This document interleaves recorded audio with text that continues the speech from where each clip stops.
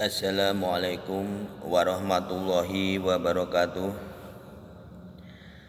Alhamdulillah, alhamdulillahilladzi arsala rasulahu bil huda wa dinil haqq liyudhhirahu 'ala dini kullihi walau karihal musyrikun. Asyhadu an la ilaha illallah wahdahu la syarikalah wa asyhadu anna Muhammadan abduhu wa rasuluh.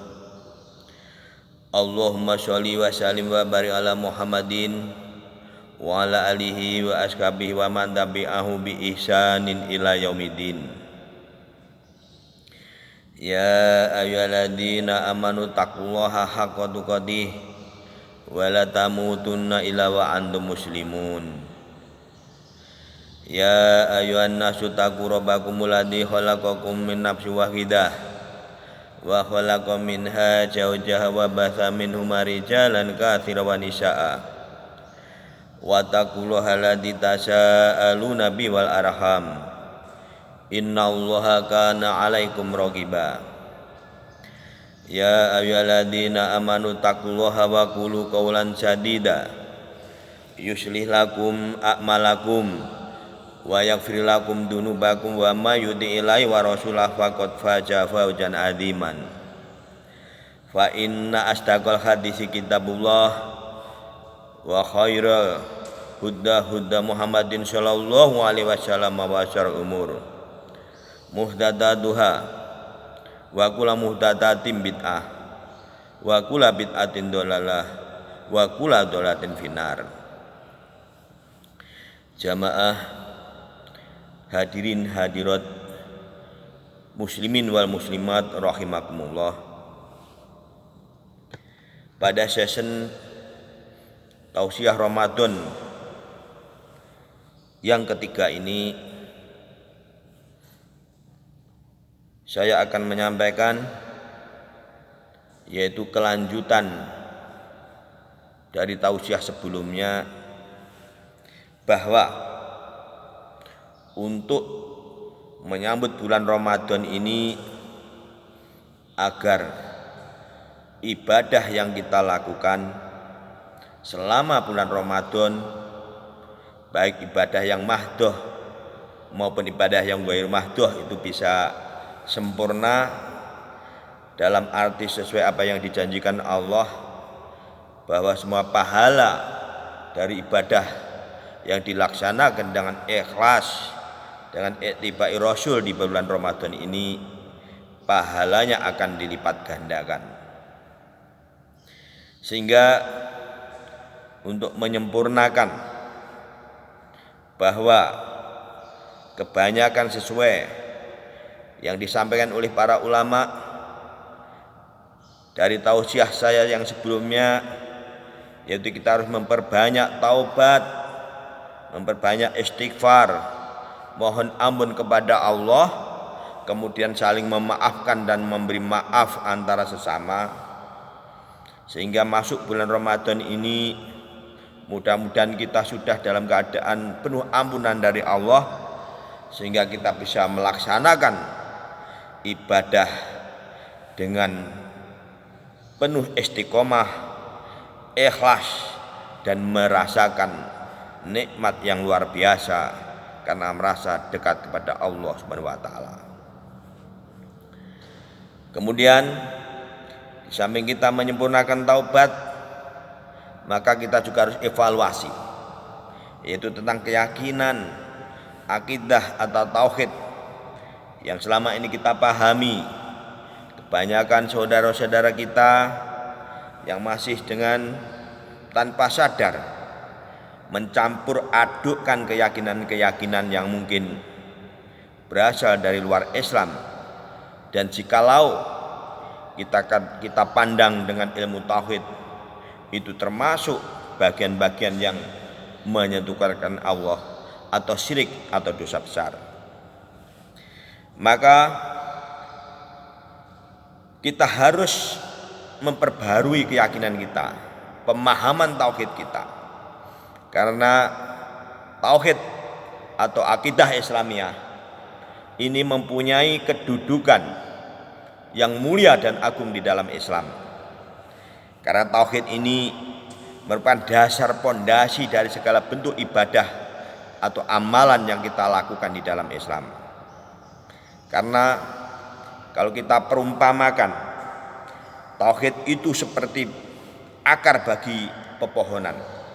Jika akar suatu pohon itu rusak, busuk, maka otomatis batang, cabang, ranting, daun maupun buah dari pohon itu juga rusak. Begitu juga dengan tauhid.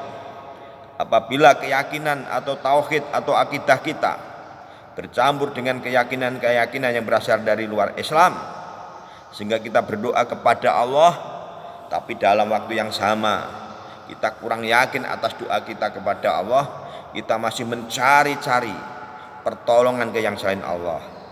Katakanlah kalau di Jawa ini banyak juga Islam, tapi dia juga minta-minta berkah, cari wasilah di tempat-tempat keramat, di Gunung Kawi, pantai selatan, makam-makam pedanyangan, dengan niat yang bermacam-macam.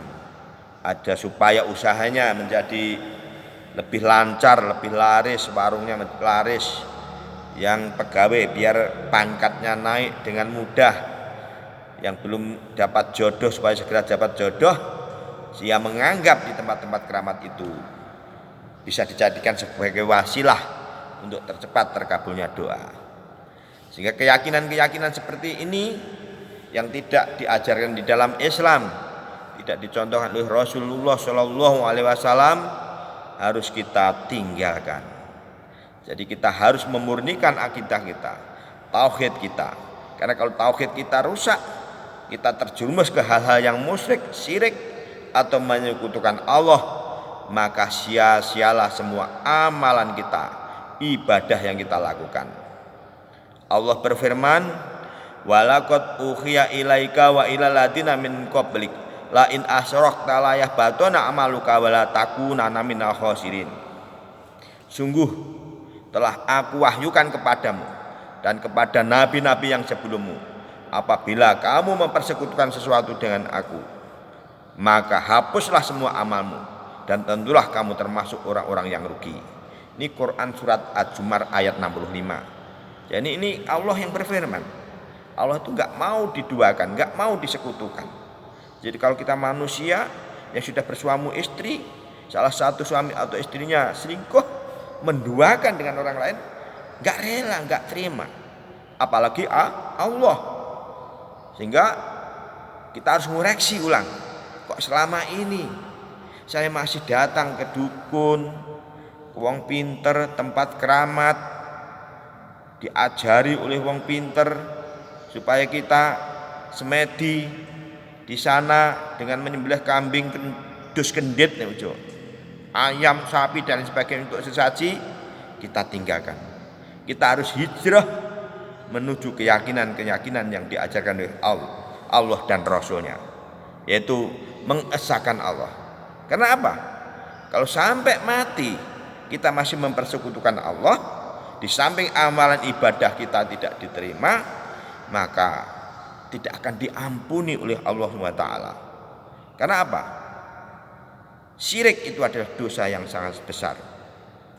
Oleh karena itu kita harus selalu ingat pada firman Allah, innallaha la yaghfiru ayyushraka bihi wa yaghfiru ma duna dzalika liman yasha. Sesungguhnya Allah tidak mengampuni dosa syirik dan mengampuni dosa dari yang selain syirik bagi orang-orang yang dikehendaki. Jadi ini harus kita jadikan renungan. Allah tidak mau disekutukan. Kita saja enggak mau diduakan, apalagi Allah. Sehingga untuk menyempurnakan ibadah kita di bulan Ramadan ini salah satunya adalah akidah atau tauhid itu merupakan syarat utama diterima. Oleh karena itu kita harus senantiasa mengevaluasi keyakinan kita, tauhid kita. Karena kalau sampai tauhid kita ini terkotori oleh hal-hal yang berbau syirik, keyakinan-keyakinan yang berasal dari Islam yang selama ini kita anggap benar, ternyata itu adalah musyrik atau menyekutukan Allah, sia-sialah amalan kita. Sementara sebaliknya, jika di bulan Ramadan ini kita melaksanakan puasa dengan penuh keimanan dan mengharap pahala dari Allah, maka kata Rasulullah, man shoma ramadanan imanan wahtisaban ghufira lahu ma taqaddama min dzambi. Barang siapa yang berpuasa dengan penuh keimanan dan mengharap pahala dari Allah, maka Allah akan ampuni dosa-dosa yang masa lalu. Yaitu hadis riwayat Bukhari. Asal dengan syarat dosa-dosa besar dihindari atau ditinggalkan. Demikianlah tausiah di bulan Ramadan atau kultum yang ketiga ini.